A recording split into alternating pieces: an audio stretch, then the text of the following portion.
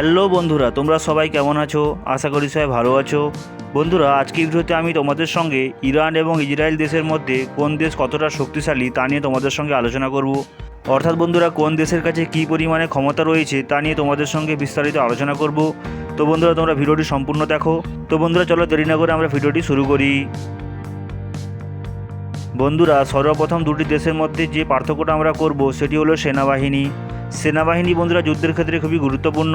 ইরানের কাছে বন্ধুরা অ্যাক্টিভ সেনাবাহিনী রয়েছে 6,10,000। অন্যদিকে বন্ধুরা ইসরায়েলের কাছে সেনাবাহিনী রয়েছে 1,70,000। অর্থাৎ বন্ধুরা, এই দিক থেকে দেখতে গেলে ইরান ইসরায়েলের থেকে অনেকটাই এগিয়ে রয়েছে। 2 নম্বরে বন্ধুরা আমরা যেটির পার্থক্য করব সেটি হলো যুদ্ধবিমান বন্ধুরা ইরানের কাছে রয়েছে 551টি। অপরদিকে বন্ধুরা প্রতিপক্ষ দেশ ইসরায়েলের কাছে রয়েছে 611টি।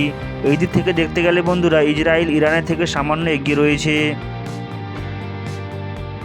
3 নম্বরে বন্ধুরা আমরা যে বিষয়টি নিয়ে পার্থক্য করব সেটি হলো ট্যাঙ্কার বন্ধুরা ইরানের কাছে রয়েছে 1,713টি। অপরদিকে বন্ধুরা প্রতিপক্ষ দেশ ইসরায়েলের কাছে রয়েছে 1,300টি। এক্ষেত্রেও বন্ধুরা দেখতে গেলে ইরান ইসরায়েলের থেকে কিছুটা এগিয়ে রয়েছে। পরের বন্ধুরা যে জিনিসটি নিয়ে আমরা কম্পেয়ার করব সেটি হলো কামান বন্ধুরা যুদ্ধক্ষেত্রে খুবই গুরুত্বপূর্ণ।